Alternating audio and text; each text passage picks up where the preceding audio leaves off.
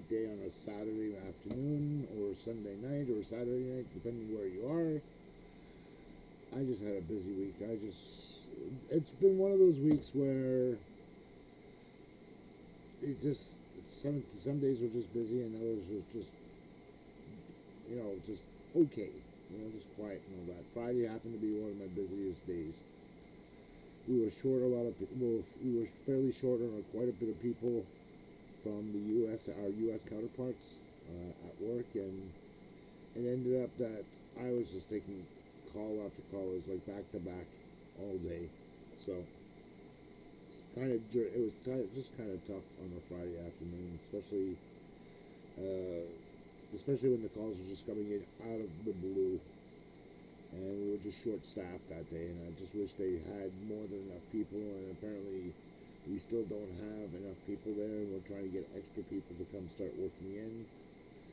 And I just think my manager is not to blame him. He's just not a good manager as we hoped he would be, and we're just short people.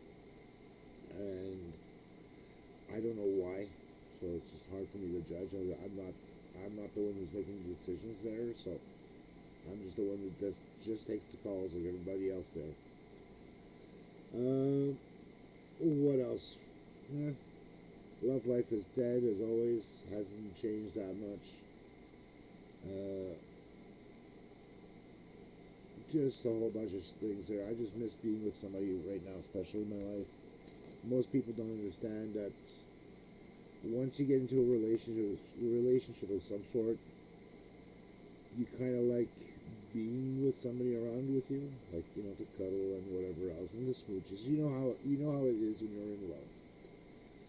And I've been out of love for the longest time. My first and last true relationship, where I actually kissed a woman was actually in my early 20s. I think I was 22 at the time. She was 17, and that was in the early 90s. Now it's 2025, and I haven't had a decent relationship at all. Yeah, I had one through the internet, but it's not the same. It's not the same as being there with somebody. And especially when you're getting to these long-term relationships with somebody, you just don't know who you're really talking to on the other side. And not only that, even if they are that same person, you don't know if they're actually scamming you from the backside of things. And I had this with my ex, where she actually got married to somebody else, and I'm just there being polite, just speaking English because I don't speak their native language, which is Tagalog, which is Filipino. And she started to get annoyed, very much annoyed, and she didn't like me being there. And I also brought up, she said, so what do you want to get off your chest? She started to try to get on my nerves, and I wasn't going to let her. And I just said it blatantly out loud while she was there with her husband online. I said, so when you're going to pay me back all the money that I sent you for over X amount of time? I said, which is the excess of this amount. I said, you promised me you would do something back for me in return. You haven't done anything. And I said, not only that, I said, you're a scam artist.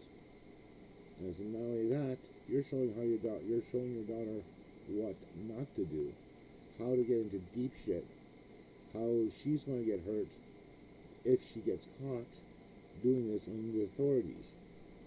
And then she wanted to hang up. She wanted to blast me. She wanted to block me like crazy.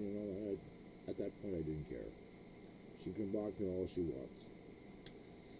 And that being said, I just left her be. I just cut ties. At this point, it wasn't worth my time. I wasn't even trying to come back to be with her at all. All I wanted to get back is something that should have happened a long time ago, and it never did. All because you know how it is when you're in love. You hope that things will change, and some people won't change. Some people will. Others realize only afterwards the error of their ways, so to speak, and they would like to come back, but it will never be the same. both both male and female side, and they're always going to ask the what ifs on both sides. And I mean that's a must. That's a guaranteed. So I was kind of depressed on that because of what had happened. Now I'm just kind of like over it. It's like, it's not a big deal. I still got my work. I've still got things to do. I still got other things I want to get done, like make this vlog. Also, my Roku player, my Roku streamer, actually died on me last weekend, and I've been meaning to get one. And finally, on Thursday, Friday, actually Friday, I actually picked up a new one. So the old one actually just died. She just would not uh, go through the regular process of booting itself up properly as it would, and it ended up just rebooting itself 5 or 6 times, and it just stopped. It just didn't do anything afterwards. Wouldn't connect, wouldn't do anything. So I got a better one, a newer one, and the one that I had all those years ago was meant at the time when it came out. I think it was the first or second generation of Roku streaming devices, where you can hook it up either to a TV or LCD monitor, so to speak, the ones that still have the built-in tuners in them, where you can either hook it up via RCA, like what you would have on stereo, the RCA jacks, for left, right, and video to synchronize that way, or via the HDMI connector, which was built into it as well. So those were the two, and at that time, it was also only on wireless. So it would go up to, I think, 100 megabits data transfer on it. Now the new one that I did buy on Friday has wireless feature. I can hook it up via wirelessly, or I can hook it up via Ethernet, which is a cable that you run to your computer to your router directly. So it's hardwired into it. So that it's a better connection, so to speak, and it runs directly or natively at the maximum speed that it can handle. Like in this case, for the Roku one, it's a 10100 network connection on it, so it can go down as low as 10 megabits or go as high as 100 megabits for the files. So it's a good thing in regards to that for the wired connection. Same thing goes with the wireless connection. It's only as fast as the actual connection between the router and the modem. So if you're running like I am here at my place of residence, it's 100 down, 10 up.